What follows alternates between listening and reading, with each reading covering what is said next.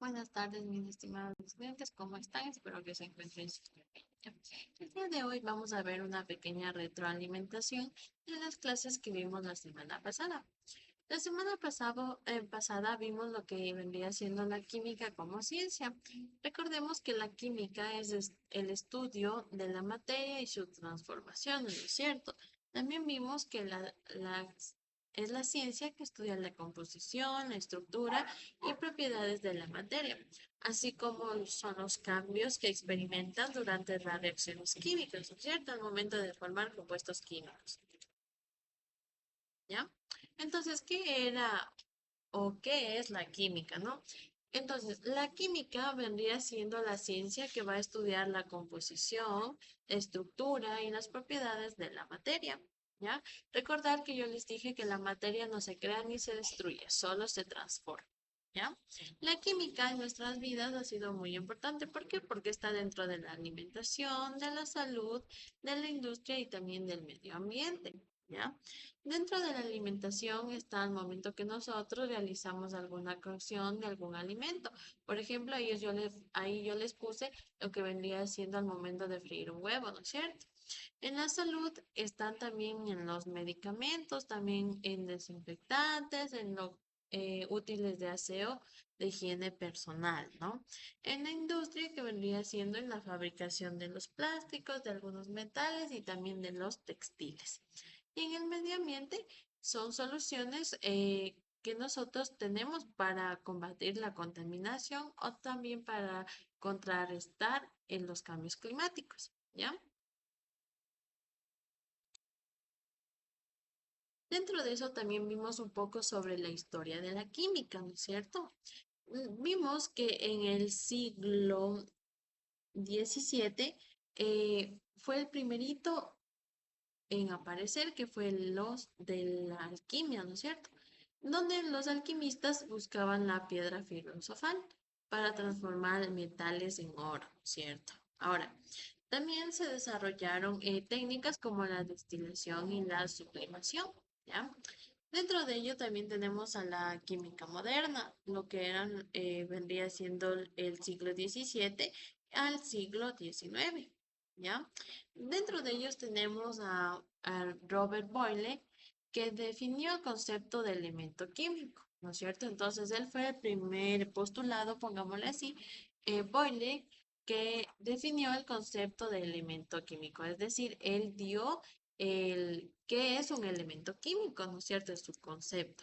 Ahora, Anthony Lavoisier estableció la ley de la conservación de la masa, es decir, que él fue otro postulado que nos ayudó en la química moderna. Y siempre y cuando él nos dio, estableció en qué consiste la ley de la conservación de la masa, ¿ya?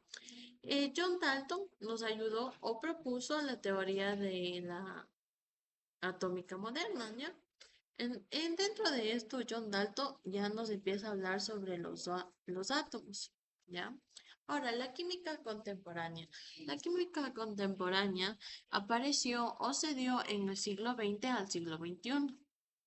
Es lo que actualmente nosotros conocemos algunos procesos químicos, como les decía en la parte del de las hojas primeras de las diapositivas, ¿no es cierto? La alimentación, la salud, las industrias y también el medio ambiente, ¿no es cierto?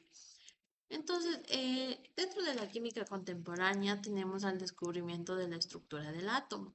Es decir, que ya aquí nosotros vamos viendo cómo es su estructura o de qué nomás está formado el átomo, ¿ya?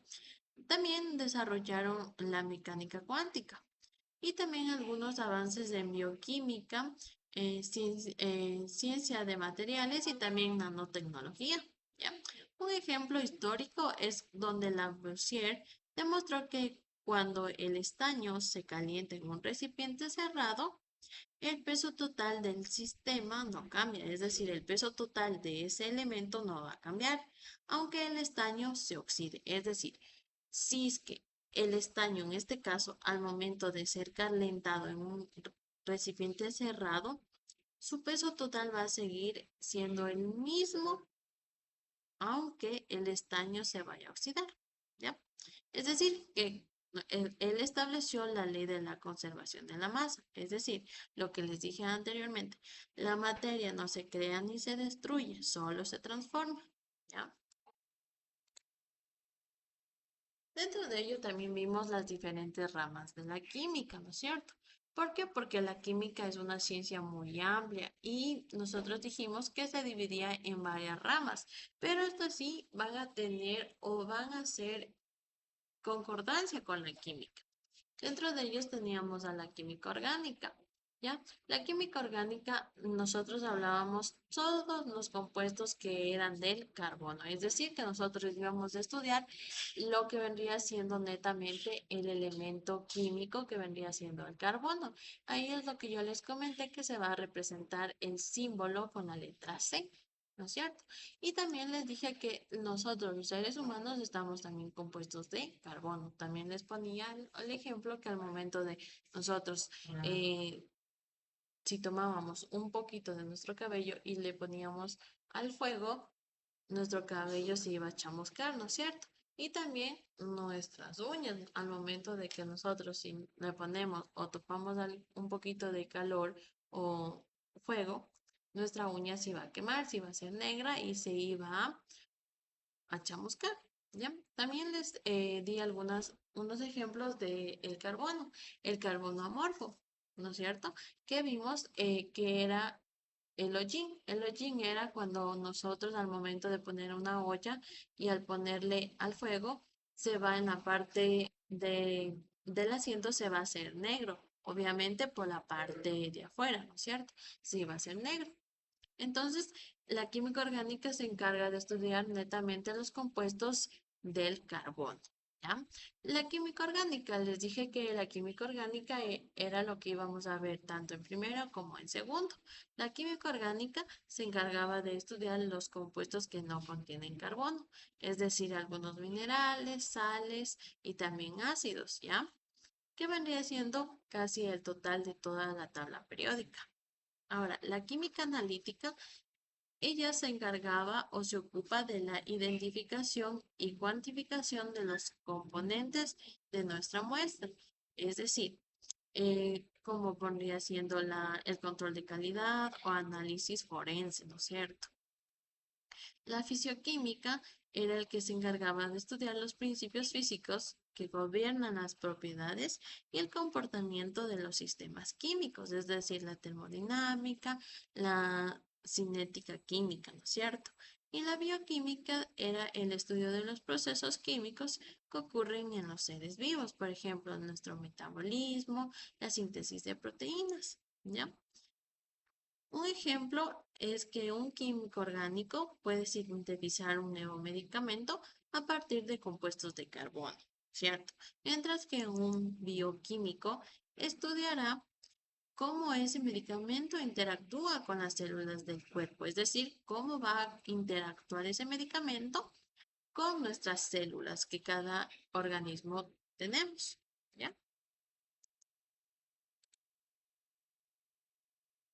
El método científico y propiedades de la materia, ¿no es cierto? Nosotros vimos el método científico que era un proceso sistemático para investigar fenómenos y adquirir nuevos conocimientos. Dentro de ellos teníamos la observación, que era identificar un fenómeno o problema.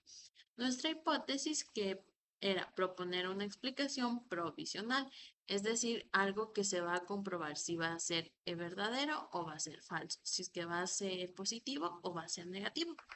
La experimentación era diseñar y realizar experimentos para probar la hipótesis, ¿no es cierto? Ahora, análisis y resultados.